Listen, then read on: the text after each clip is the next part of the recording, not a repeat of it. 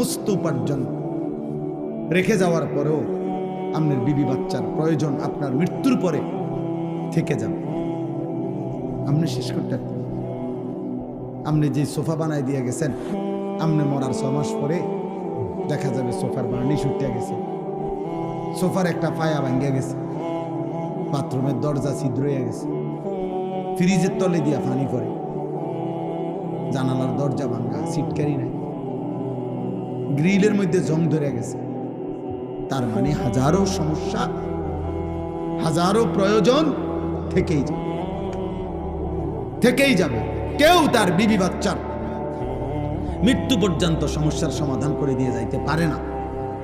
শুধু শুধু মিথ্যা বলছেন, শুধু শুধু সুদ খাইছেন, শুধু শুধু কিস্তি নিছেন, শুধু শুধু ওজনে কম দিছেন, শুধু শুধু এই অটো, সিএনজি, রিক্সা, মুদি দোকান, এই ব্যবসা